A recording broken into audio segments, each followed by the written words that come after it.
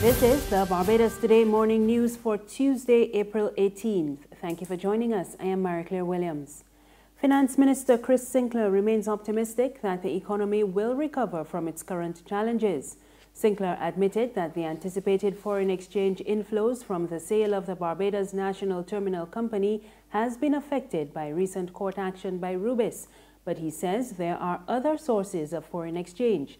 Last month, Rubis West Indies filed an application for judicial review of a decision to approve the inclusion of a 15-year moratorium clause in the sale and purchase agreement between a sole subsidiary and the Barbados National Oil Company Limited. Rubis's legal team also secured an interim injunction, which was extended to May 26, halting the proposed sale. Those are not the only inflows we're waiting on. Those were some key ones and principal ones. Some have come in, others have been delayed, but that's not the only thing. There are many other projects. We just don't list them up, iterate them as we would have done those three, because those three are significant. Okay. But there are others that flow in all the time. This exchange flowing into the country all the time. We just have to make sure we manage the demand until such time as the bigger ones come in. We manage the demand to ensure that we keep enough reserves to defend our currency. We believe we have enough of those. There's no case at all for any devaluation or anything of that nature, so we feel reasonably comfortable in that regard, but of course that doesn't mean that everything is settled. We have to keep working to ensure that we bring in as much foreign exchange as possible. MP for St. James South, Donville Inniss, believes the upcoming general election will be a tough battle, and he is urging members of his Democratic Labour Party to have serious conversations with their constituents on why some measures were taken by government. Inniss also wants his colleagues to work closely with voters to find solutions to some of the issues facing the economy. These are the kinds of conversations you have to have with constituents and the nation. I can say to you that this upcoming election will perhaps be one of the toughest for us as a political party. Having spent 2 terms in office, having presided over economic challenge that perhaps we haven't had in a couple of decades, it is not going to be easy to convince folks to see our way, things our way. Inniss was speaking with Barbados Today on the sidelines of his annual Easter kite flying and family fun day in Wanstead Ridge Park last evening. In other news this morning, Prime Minister Frendel Stuart has announced plans for a number of development projects in Oistins. These include a bus terminal and a water taxi service linking the fishing community to the capital, Bridgetown. Stuart told the opening of the 40th Oistins Fish Festival on the weekend that the projects are part of the 2017 Physical Development Plan. Creation of a continuous waterfront pedestrian route between Enterprise Beach and Welch's Beach. Creation of a transport terminal with multimodal options by relocating the existing bus terminal to the land side of Highway 7. Creation of a new beachfront park on the site of the existing terminal, which has as its focus the heritage and culture of Oistins.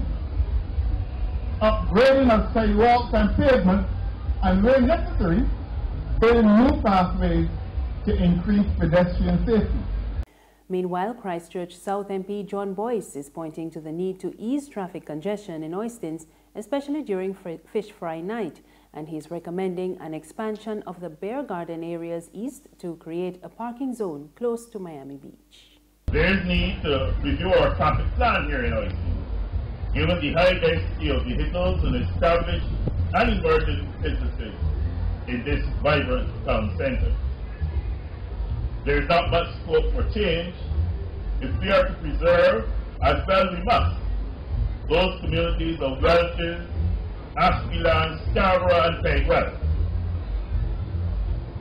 The best opportunity will come from the expansion eastward property of the Bay Garden project, taking all of the beachfront area from where the existing Bay Garden ends up to and including Miami Beach.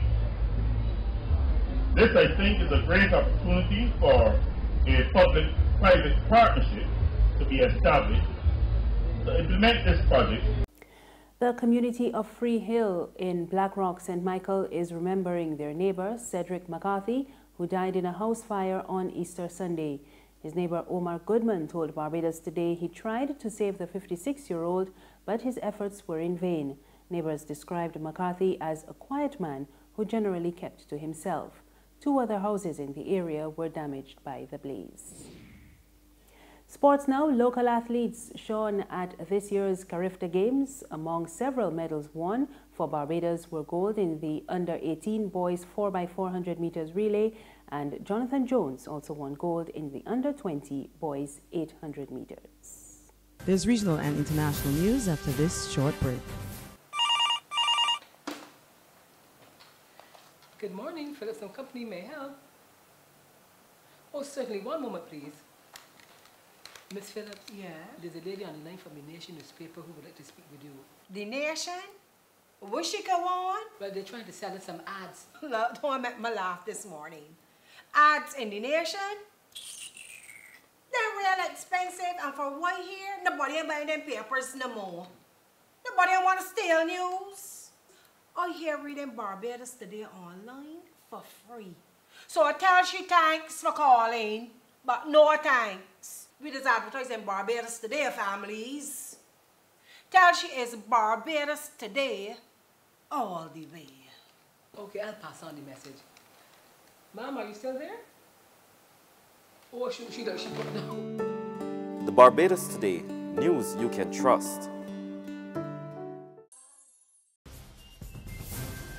We're back now with news from the region. Trinidadians are struggling to cope with the current heat wave, and weather officials are warning that it could last for the rest of the month. We get more in this report from TV6 News. The unusual hot and steamy weather over Trinidad and Tobago is expected to continue throughout April.